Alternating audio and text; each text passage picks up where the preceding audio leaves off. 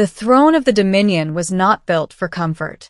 It rose from the floor of the Grand Convergence Hall like a living mountain, forged from star metal older than most civilizations. Gravity bent subtly around it, a reminder that its occupant did not merely rule territory, she ruled forces of nature. Empress Kaelith Veyra, sovereign of the Dominion of 9 sectors, sat motionless at its peak, her many-faceted eyes fixed on the small figure standing alone below. The human looked impossibly fragile in that vast chamber. No exosuit, no ceremonial armor, no visible enhancements. Just a simple dark uniform marked with the insignia of the Terran Diplomatic Corps. His hands were empty, his posture calm, his gaze level but not defiant. This was unusual.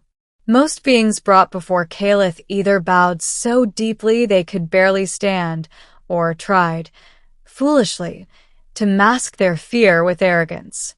This human did neither. "State your designation," Kaelith commanded, her voice resonating through the hall without amplification. "Liam Carter," the human replied. "Civilian envoy, Earth Coalition." A ripple of quiet murmurs passed through the gathered court. Civilian envoys did not address the Empress directly. Not unless the situation was already dire. Kaelith leaned forward slightly.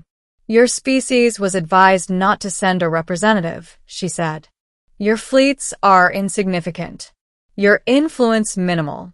Why are you here?" Liam took a breath. He had practiced this moment 1,000 times in simulation, but no model could fully capture the presence of a being who had ruled for over 5 centuries. "Because," he said, "you are about to make a decision that will collapse 3 regions of space, destabilize 2 alliances, and eventually weaken your own dominion." The murmurs grew louder. Kaelith's eyes narrowed. "You presume much." "I've run the projections," Liam said. "So have your strategists.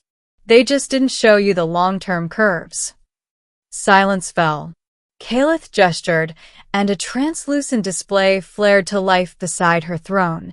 Streams of probability data, conflict models, and resource trajectories. The human was correct. The conquest of the Helier Fringe would grant immediate advantage, but create cascading resistance over decades. "You think we have not considered this?" she asked coldly. "I think you dismissed it," Liam replied, his voice steady. "Because your empire has never lost a war." A dangerous thing to say. Kaelith studied him more closely now. The human's heart rate was elevated, but controlled. His neural activity, barely visible on her sensors, showed no deception, no grandstanding. "You are brave," she said. "Or foolish." "Probably both," Liam admitted. That earned him a few surprised clicks and hisses from the alien court. Kaelith reclined back into her throne. "Very well, human.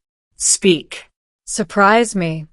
Liam activated a small hollow emitter. It projected not ships or weapons, but people, colonists, traders, mixed species families living in the Helier Fringe. Then the projection shifted to timelines. Trade collapses, refugee flows, retaliatory strikes from minor powers banding together. "You in the Fringe," Liam said. "But you lose stability. Your rule becomes harsher, more centralized. Rebellions increase. Eventually, someone finds a way to hurt you." Kaelith's gaze hardened. "Fear does not govern my decisions." "I know," Liam said. "That's why this surprised me too." He changed the projection again. This time, it showed an alternate path. The Dominion halted its expansion, not as retreat, but as transition. Shared governance of the Fringe. Economic integration. Reduced military expenditure redirected to infrastructure. "The power you already have," Liam continued, "is enough. What you're missing is resilience." Kaelith rose from her throne. The motion alone sent a wave of pressure through the chamber. Guards tensed. Advisors leaned back instinctively. You stand in my court, she said, descending slowly, and suggest that I abandon conquest, the foundation of my rule, because a human projection says so? Liam met her gaze. I'm suggesting you evolve. That word, evolve, carried weight. Kaelith stopped just a few steps from him, towering, ancient, unchallenged for centuries. Your species has existed in interstellar space for less than 200 cycles, she said. What could you possibly understand about rule? Liam didn't answer immediately. When humans first reached the stars, he said finally, we thought expansion meant survival. We rushed outward, competing with ourselves, claiming territory we couldn't sustain. We nearly tore ourselves apart. Kaelith listened despite herself. What saved us wasn't strength, Liam continued. It was restraint. Learning when not to take more. Learning that power isn't just the ability to act, it's the wisdom to stop.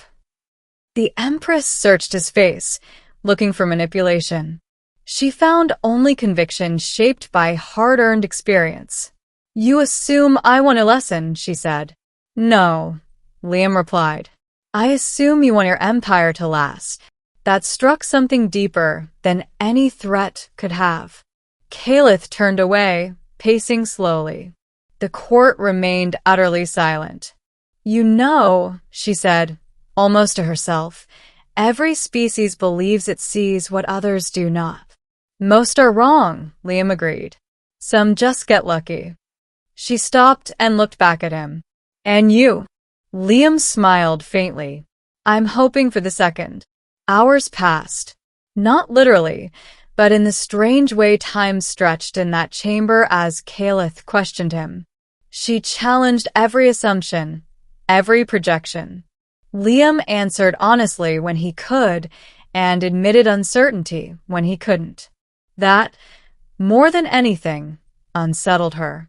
He did not claim certainty. When the court finally dispersed, Kaelith dismissed everyone but Liam. You risked much today, she said. So did you, Liam replied. She studied him, then did something no one in the Dominion expected.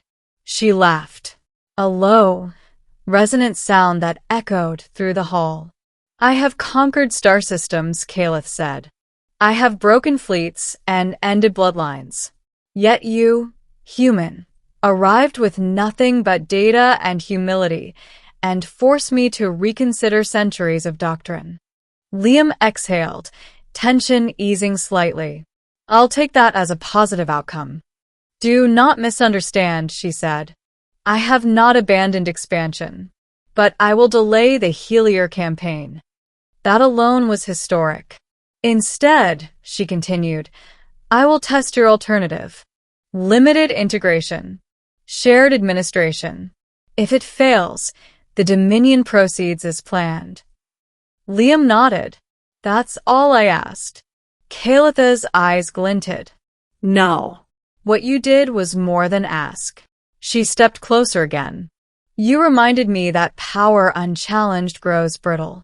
The human bowed then, not in submission, but respect.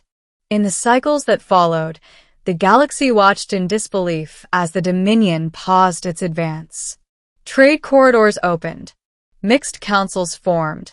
Conflict models shifted in ways no algorithm had predicted. Some accused Kaelith of weakness.